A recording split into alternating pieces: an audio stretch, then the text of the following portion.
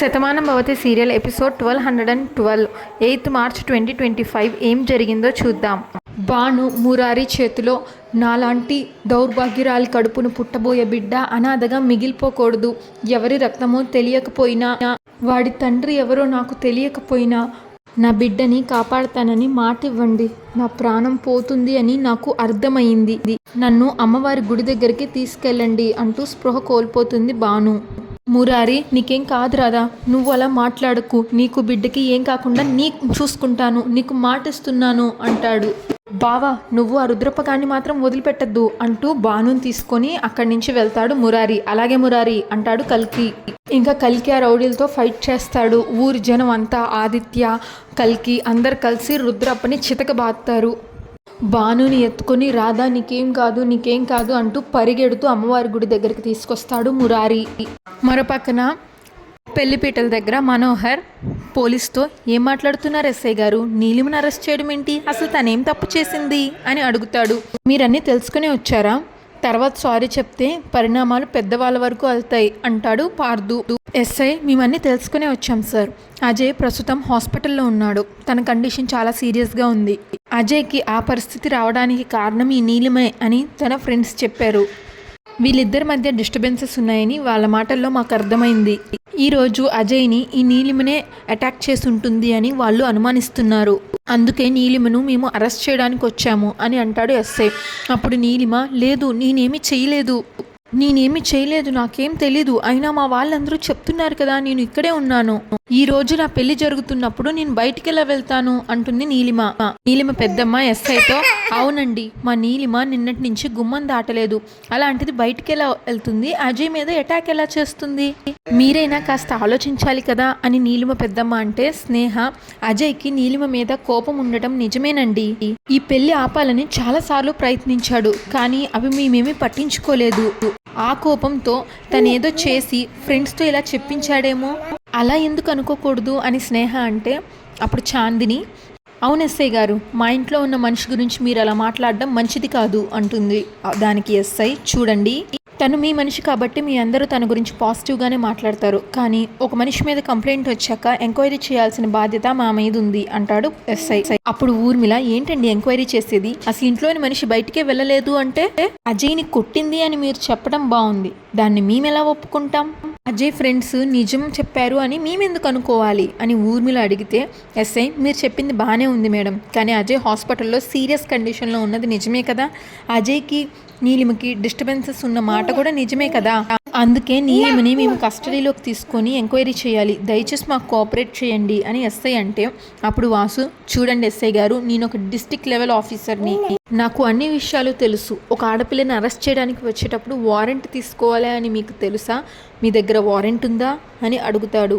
లేదు సార్ అంటాడు ఎస్ఐ. కానీ అనుమానం అయితే ఉంది కదా అని ఎస్ఐ అంటే, వాసు, వాట్, అనుమానం మాత్రమే ఉంటే సరిపోదు, అరెస్ట్ వారెంట్ ఉండాలి, తనే ఆ నేరం చేసింది అనడానికి ఆధారాలు ఉండాలి, సాక్ష్యాలు, ఆధారాలు మీ దగ్గర ఏమైనా ఉన్నాయా, ఎవరో 2 వ్యక్తులు చెప్పారు, అది కూడా అజయ్ ఫ్రెండ్స్ చెప్పారు అంటే దాని ఆధారంగా మీరు ఎలా తీసుకుంటారు, చూడండి, మా నీలిమే ఆ పని చేసింది అన్నట్టుగా మీ దగ్గర ఏమైనా సాక్ష్యం ఉందా, ఆ సమయంలో తను అక్కడ ఉంది అన్నట్టుగా మీ దగ్గర ఏమైనా ఆధారాలు ఉంటే అవి మాకు చూపించండి, మా నీలిమే తప్పు చేసింది అని మీరు గనక నిరూపించగలిగితే నేనే డైరెక్ట్గా నీలిమను తీసుకొచ్చి మీ పోలీస్ స్టేషన్లో సరెండర్ చేస్తాను, కానీ జరుగుతున్న పెళ్లిని ఆపి లేనిపోని అనుమానాలతో మా అమ్మాయిని తీసుకెళ్తాను అంటే మాత్రం నేను ఒప్పుకునేదే లేదు అని అంటాడు వాసు.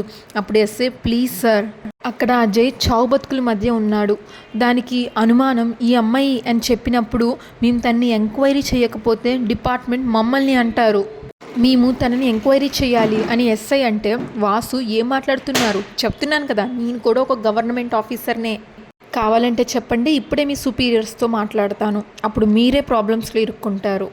చూడండి, అజయ్ ఎలాంటి వాడో మీకు తెలుసు, అతను ఒక రౌడీ షీటర్, తను అరెస్ట్ అయ్యి జైలుకు వెళ్ళి వచ్చినవాడు, అలాంటి అతనికి చాలామంది శత్రువులు ఉంటారు, తనని ఎవరైనా అటాక్ చేసి ఉండొచ్చు, ఆ నేరాన్ని నీలిమ మీద మోపాలి అని అనుకోని ఉండొచ్చు, అలా ఎందుకు మీరు ఆలోచించట్లేదు, చూడండి, ఈ పెళ్ళిని ఆపడానికి మా నీలిమ చెడ్డది అని నిరూపించడానికి ఆ అజయ్ ఎన్నోసార్లు ప్రయత్నించాడు, చివరికి మేమెవ్వరం నమ్మకపోయేసరికి తను పూర్తిగా మారిపోయినట్లు కూడా నాటకం ఆడాడు, ఇప్పుడు అజయ్కి అలా అయినందుకు మాకు కూడా బాధగానే ఉంది. కానీ దానికి నీలిమకి సంబంధం ఉంటే మాత్రం మేమెవ్వరం ఊరుకునేదే లేదు. ఆధారం ఉంటేనే మా నీలిమని తీసుకెళ్ళండి, లేదు ఆధారం ఏమైనా దొరికితే తీసుకొచ్చి చూపించండి. కానీ జరుగుతున్న పెళ్లిలో ఏదైనా గొడవ చేస్తే మాత్రం నేను మీ మీద కంప్లైంట్ ఇవ్వాల్సి వస్తుంది అని అంటాడు వాసు. ఇప్పుడు ఎస్ఐ, సరే సార్, మీరు ఒక ఆఫీసర్, ఈ కుటుంబం మంచితనం గురించి కూడా మాకు తెలుసు, మేము ఖచ్చితంగా ఆధారాలు సేకరించి తీసుకొని వస్తాము.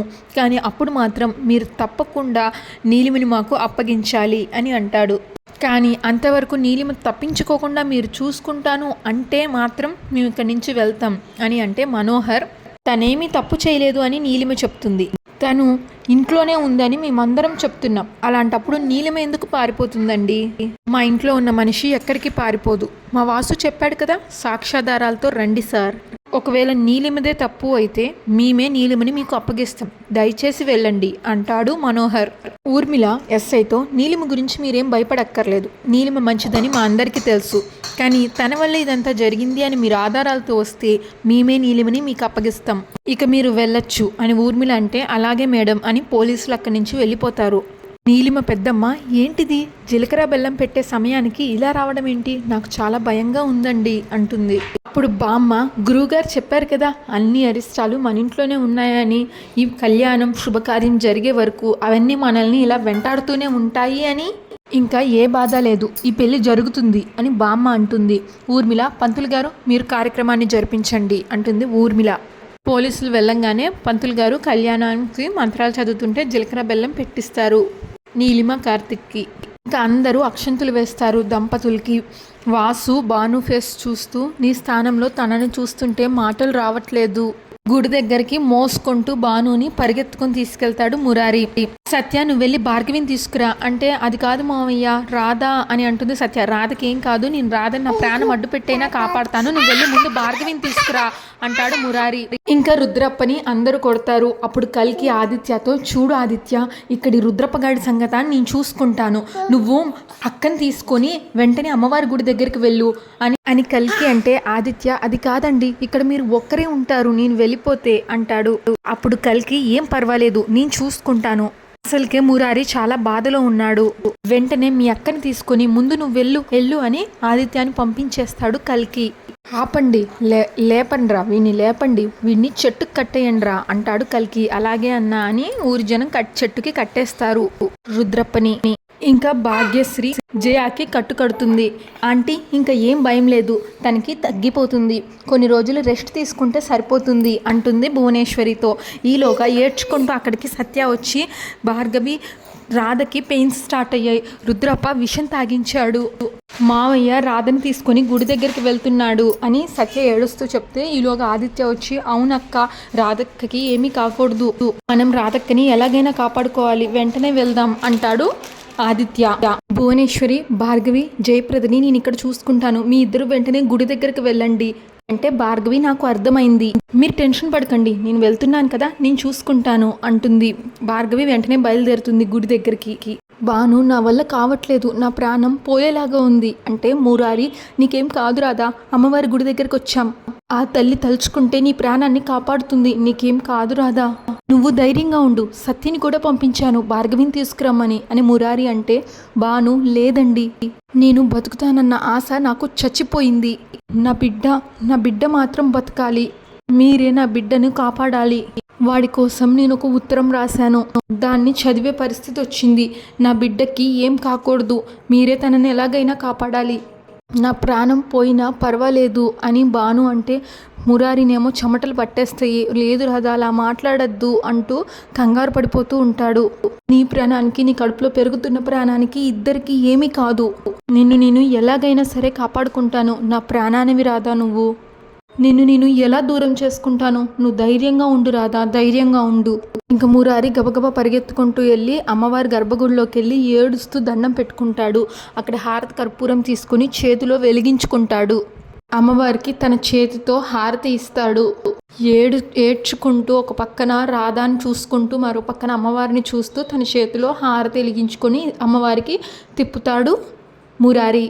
తల్లి, నువ్వు కాపాడుతావని ఈ ఊర్లో అందరూ నమ్ముతారు, నీ కనుసందుల్లో ఉన్న వారికి ఎలాంటి కీడు జరగదని మేమందరం నమ్ముతున్నాం, కానీ ఈరోజు రాధకి నీ సమక్షంలో ఇలాంటి పరిస్థితి వచ్చింది. తనకేమీ జరగకూడదు.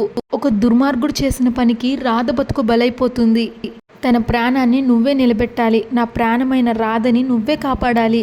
తనకేమైనా జరిగితే ఈ గుండె తట్టుకోలేదు. నా ప్రేమని బతికించు తల్లి అని మురారి ఏడుస్తాడు. తన కళ్ళు ఎర్రగా అయిపోతాయి. నా రాధను బతికించు తల్లి. కడుపులో ఉన్న బిడ్డని తల్లిని క్షేమంగా చూడు. రక్షించు తల్లి.